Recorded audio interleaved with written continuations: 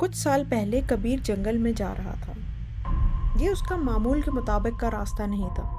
एक अनयूजुअल रास्ता था जो उसने ऐसे ही ले लिया था। इसकी कोई मंजिल नहीं थी। वो सिर्फ एक्सप्लोर कर रहा था।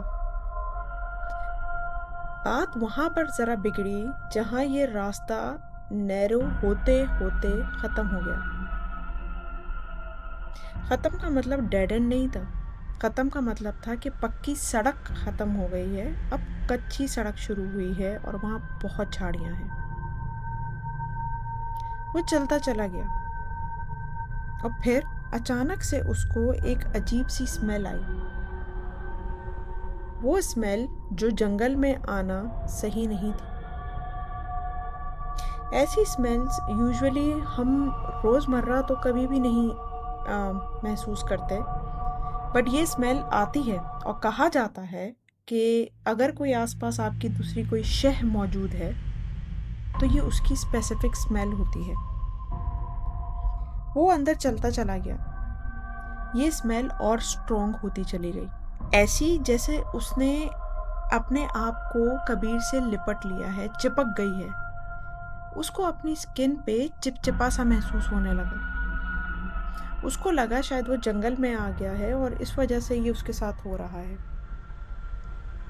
जैसे जैसे वो स्मेल बढ़ती चली गई, उसने सोचा कि झाड़ियों के पीछे वो देखे कि आखिर ये स्मेल कहाँ से आ रही है। जैसे ही उसने झाड़ियां हटाने की कोशिश की, उसके हाथ छिल गए। झाड़ियों की शाखें इतनी तेज थीं कि मल्टीपल कट्स उसके हाथों पे लग गए। पर जैसे ही उसने झाड़ियां हटाई, उसको वहां एक बहुत पुरानी सड़ी गली लाश नजर आई। वो लाश जिसको जानवरों ने काट चुका था, खा चुका था, जो सड़ रही थी, डिकम्पोज हो रही थी। उसके नीचे पड़े हुए पत्ते काले पड़ चुके थे ड्यू टू द डिकम्पोजिशन जो उसके साथ हो रही थी। आंखें अंदर धंस चुकी थी। होंठ अजीब से हो चुके थे, जैसे डिके के प्रोसेस में होते हैं, जैसे किसी ने बस वहां छोड़ दी लाश को। ऐसा लग रहा था कि लाश ने बैठने की कोशिश की हो और वहीं पे शायद उसके वो आखिरी लम्हात थे। वो इतना डर गया था कि उसको समझ नहीं आ रहा था कि वो क्या करे। घबराते घबराते उसने थोड़े बहुत जो सिग्नल्स उसके मोबाइल में थे, उसने पुलिस को कॉल करने की कोशिश की। सिग्नल्स इतने वीक थे कि ऐसा लग रहा था कि पुलिस को शायद उसकी आवाज़ नहीं जाएगी। फिर भी उसने कोशिश की, ये बचाते बचाते कहीं उसका मोबाइल नीचे ना गिर जाए।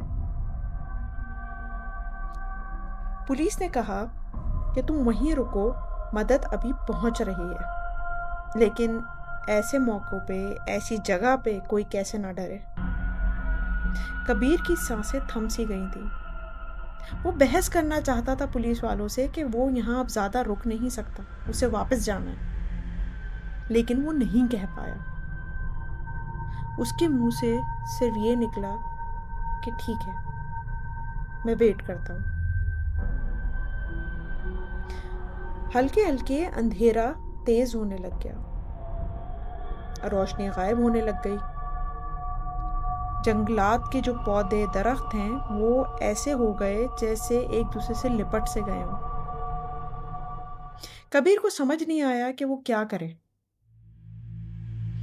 वो थोड़ी दूर जाकर बैठ गया और इंतज़ार करने लगा कि पुलिस जल्द से जल्द यहाँ आ जाए।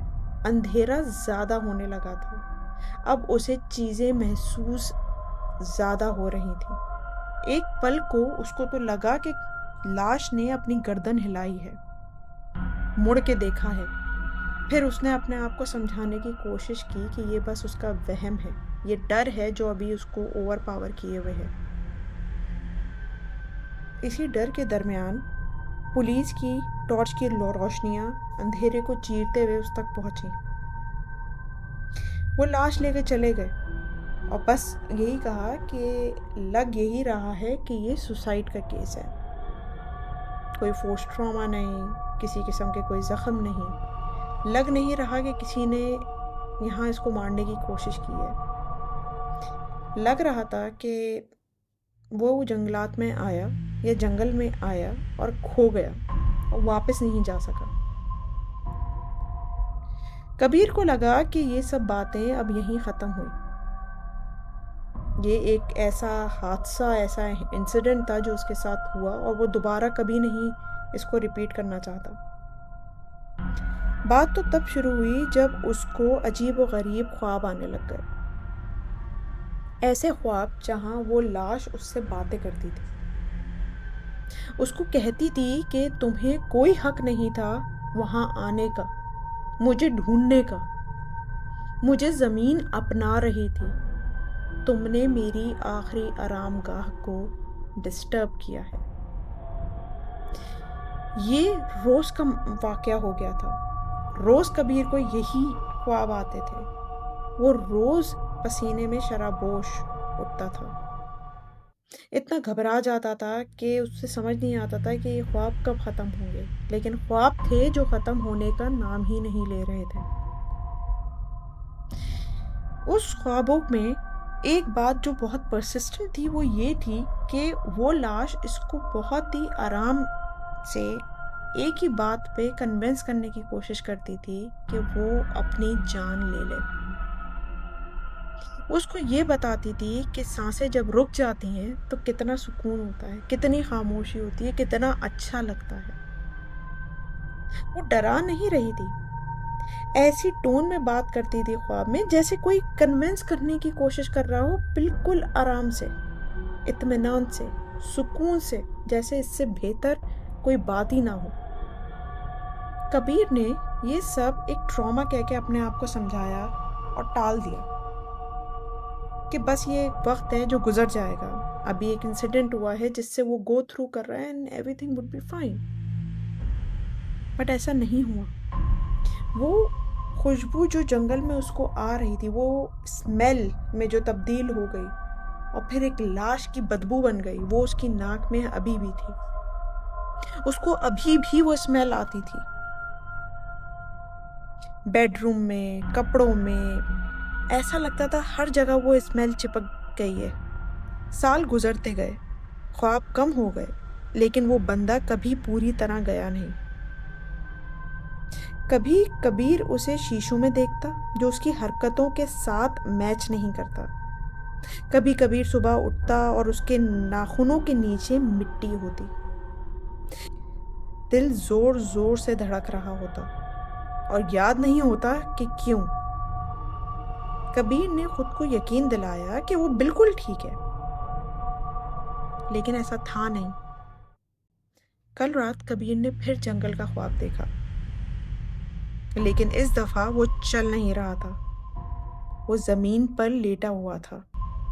उसे अपने पीठ के पीछे ठंडी मिट्टी महसूस हो रही थी। गले पे पत्ते जिस्म से चिपके हुए थे।